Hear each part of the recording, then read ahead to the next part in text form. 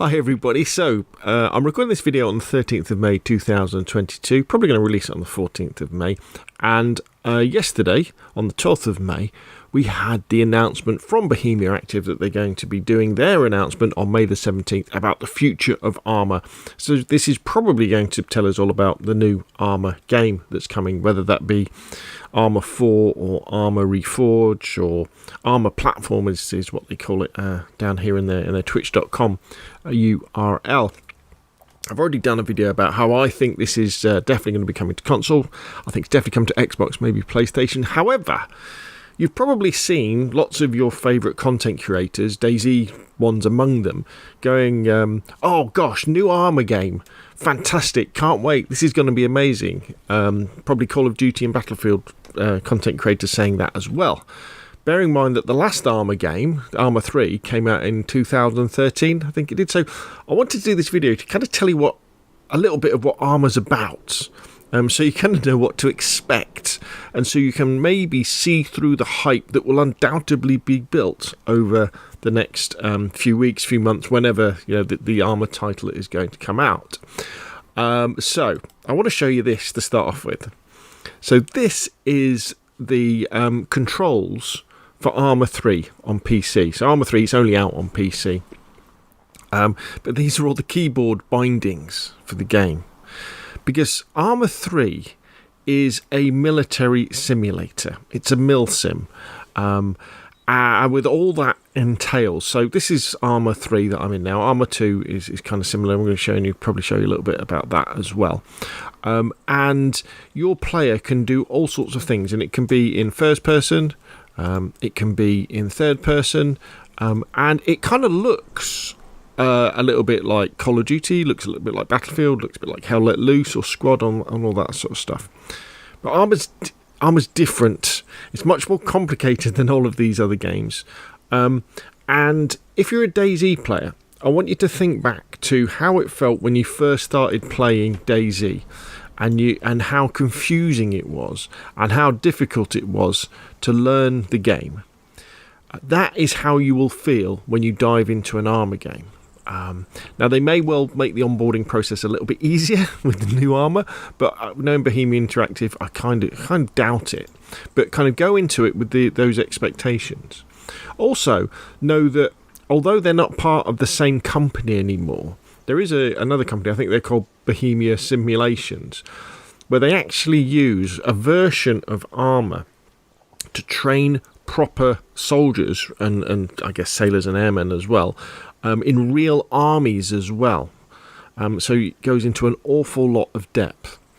Now, although Arma looks a bit like Battlefield, looks a bit like Hell Let Loose, for me, its main focus is on PvE. All right, so that means it's all about playing scenarios where you and a bunch of your friends or other people are fighting against AI in scenarios that are created. But let's just go back a bit. So I'm actually in a scenario here that you could create. So I'm actually in something called the Arma 3 Eden Editor, and this is actually Port Stanley in the Falkland Islands. My fellow here is a British soldier. There's his SLR. His FAL, his FAL, I guess it was called the SLR for the British, wasn't it, there, and I'm considering making a scenario with, paratroopers assaulting Goose Green, just like in the Falklands War. But let's come out of this. So let's come out of the editor, and let's take a step backwards. So, Arma 3, it is a niche game, and the new Arma game will be a niche game in the same way that DayZ is, and so although there will probably be, I'd imagine when Arma, let's call it Arma 4, when Arma 4 releases, there will be a lot of people playing it, considerably more than the all-time peak of Arma 3, which is 56,000. We're going to have 100,000, 200,000 people playing Arma 3. Do be aware that I think it will be quite difficult to get into to start off with, and you've really got to stay with it for the long term. Now, I really recommend that if you want to start to discover what Arma is about, you should really consider as long as you've got a PC, playing Arma 2 as well. This is Arma 2 on Steam. Download it and buy it when it's on sale, or get a key for it from one of the key sites, so you can get it cheap. And you want to buy something like Arma X, the Anniversary Edition, or Arma 2, the Complete Edition. Don't bother with any of the other ones, because you want Operation Arrowhead and you want all the DLC, and honestly you can only buy it all for less than a tenner, because Arma 2 runs much better on slower PCs, and so you can jump in and out of the different aspects of it separately. So let's have a quick look at Arma 2, and I kind of show you kind of what you get, and you maybe start understanding. So in Arma, you have your campaign. So, for example, in Arma 2 with Operation Arrowhead, you get Harvest Red. That's where you're fighting on Chernarus.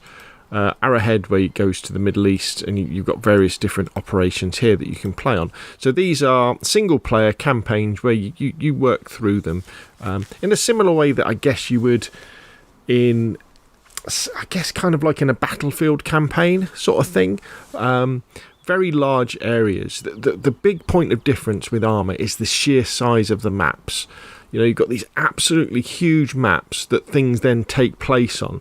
You don't have like linear corridor-based levels like you would in Call of Duty or something like that. So you have that. You'll also have scenarios. So these are sort of little missions that you can go in, and often they're about training you to understand the different aspects of the infantry or the aircraft or the helicopters or the tanks in a particular armour, so you know how to use it. You've got boot camp, which again is showing you how to do all this stuff. Loads and loads and loads of tutorials.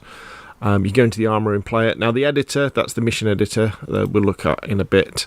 And then you've got the core, which is kind of multiplayer experiences where you would log on to a server and play different types of armour.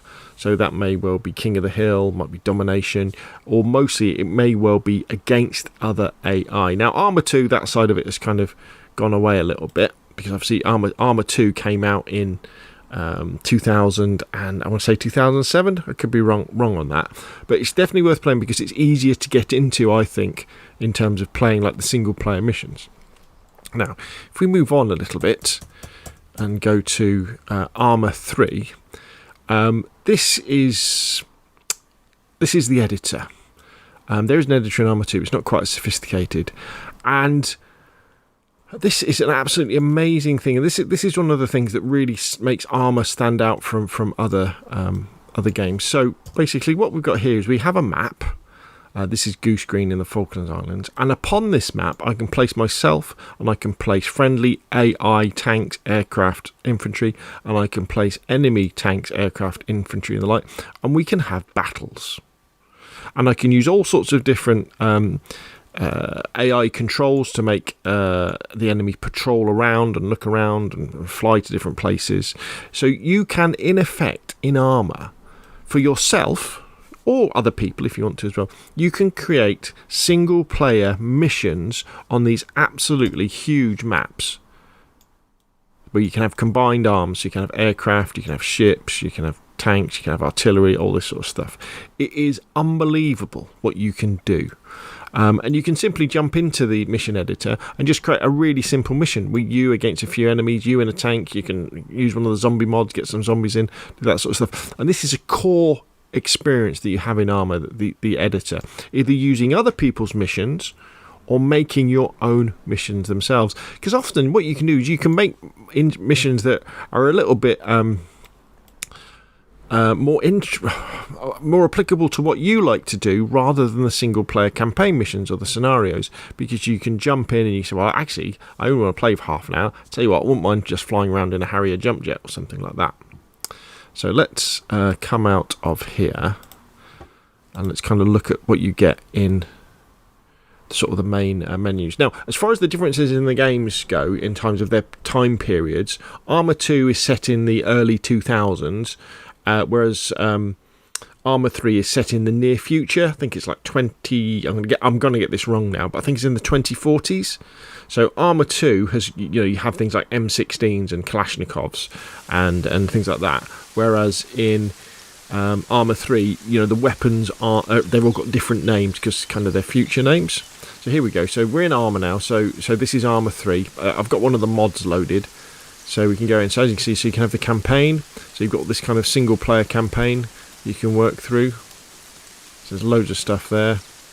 Then you've got the showcases. So again, these are kind of tutorial missions where you can take, learn how to fly like the version of the Thunderbolts, run along like infantry. You've got challenges. There's a couple of those.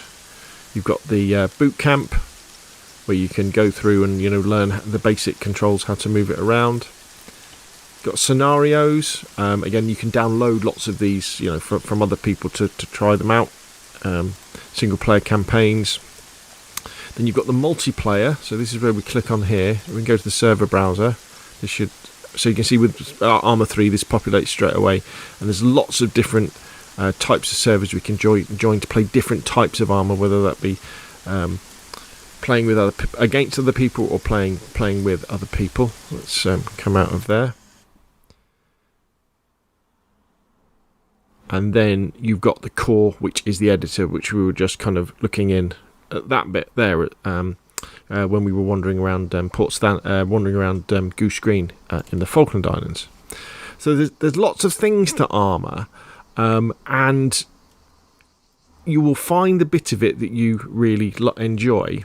However, what I will say is that Arma really revolves around communities as well. So if you go to something like, here we go, say the Arma 3 units, I kind of want to give you an idea of the different types of things that people do in Arma. So it can get very serious indeed in terms of military simulation and kind of role-playing. So you can join communities where people will have specific events where they'll come together and they'll train as army units to fly around in helicopters or tanks and know how they should attack scenarios. Then using the editor, someone will then create a scenario that they all go in and then play. All right, against enemy AI. And it really is quite impressive. The best way really to have a look for it is, I'll put a link in the description below this video, is I've just done a search on YouTube for Arma 3 gameplay clan. And just go through and just watch some of this gameplay where people are using the sandbox that is Arma 3 or Arma 2 to put together all these amazing scenarios where they fight. And it all looks very, very cool. And that's one thing I would say to be aware of as well, is that often I think that Arma 3 is a really Arma in general is a fantastic idea. And you watch all these videos, you go, oh, this is so fantastic, it's so brilliant, I want to get involved, I want to learn it. But it's much harder actually doing the stuff to actually do that, Whereas with something like Call of Duty or Battlefield, you can just turn it on, you can play a game, you can turn it off. Arma is much more involved than that. It's much more involved than the likes of Hell Let Loose, and Squad and stuff like that. So the other things that make kind of Arma different is the mods. So we have Steam mods for Arma 3. There's not Steam mods for Arma 2, but there's still plenty of mods out there. So these are where people physically, you can change the game in very significant ways. So these are just some of the most popular ones over last year. So we've got a Zombies one. That looks like a different map. Autumn Livonia. You've got gameplay mechanics changes. Better convoy. So there's thousands and thousands of mods, just like they are for DayZ, so that you can change the game. And Bohemia Interactive, with the next Arma, that they will be rolling with this. It's going to be interesting to see how compatible they make the mods, or whether they bring through any tools that allow people to change mods to bring them forward to the new platform, because Arma 3 will be moving to the Infusion engine. Arma will be moving to the Infusion engine, which is different to the existing Arma engine. But there's so much work people have put in over the last sort of 9 years that we don't particularly want to lose that. So you're interested to see how they do that. However, what also Arma has that DayZ definitely doesn't have is lots of official DLC. So with DayZ, all we really have is Livonia. That's the only official DayZ we've got. With Arma 3, as an example, there is lots and lots of official DLC. So there's things like Arma Jets, Arma Helicopters, Arma Carts, Arma Marksman, that sort of stuff, which is stuff that's produced by Bohemia Interactive that they've added into the game to expand it. But then you get the creator DLC, and this is the critical difference. And this makes me very excited for the next Arma on console, because this is a way that Bohemia Interactive can bring independent modders content to console, because these go through Bohemia Interactive, they go through the quality and the standards checking, and they get added into the game, as stuff you can buy. So Western Sahara, Iron Curtain, Prairie Fire, that sort of thing, Global Mobilization, all these ones are there. And I want to take particular interest in something like the Prairie Fire mod. So the Prairie Fire mod is an official DLC, created DLC for Arma 3 now. And this was made by a group of modders, a large group of modders who started on the Unsung mod for Arma 2 and Arma 3. And over several years have created basically another game where you can now play it in Vietnam in Arma 3. And it's absolutely amazing what they've done. And I think what we won't see is all this work sort of disappearing. People are still going to be playing this. So that's why, I keep going back to the idea that they've changed their name to Arma Platform. Because I think there's probably a very big feeling within Bohemia Interactive that, okay, we may well have a different platform with the new Arma, with a new engine, so we can do slightly different things, but we're going to still have Arma 3 and perhaps Arma 2 as well, because we have got so much amazing content that people enjoy playing. So that should kind of give you an idea that there is an awful lot to Arma, and it's very complicated, and it can take quite a lot of getting into. And I guess finally, the final thing I say, it's also very, very hard. When they say it's a simulation, it's a simulation. You know how hard DayZ was to stay alive when you first started playing it? Arma, when you start playing even in the single player scenarios and games and challenges, is even harder. So one of the things I recommend is, if you are trying Arma out, especially Arma 3, download the single player cheats mod, so that when you play, you can play with invincibility, so you can just get through some of these scenarios, so you can actually enjoy them for what they are. So there we go. Hopefully I've answered some questions about what Arma is all about, what you should be expecting from the new Arma when we start to see it from next week as I'm recording this video. And maybe I've whet your appetite to check it out. And I'd definitely recommend check out Arma 2, because it runs better, and it's got kind of DayZ era weapons, and you can play on Chernarus, and then slide into Arma 3 then, because it's a little bit more complicated. And just bear in mind, there's all these different aspects to Arma, with the single player, with the challenges, with the scenarios, with the multiplayer, and with the communities that you can join to play together with these really large units where you're playing against enemy AI, and some cases against real players as well. There we go. What do you think? Put your questions and comments down below. If you like the video, hit like. Once you're on the same, press subscribe, and I will of course see you again soon.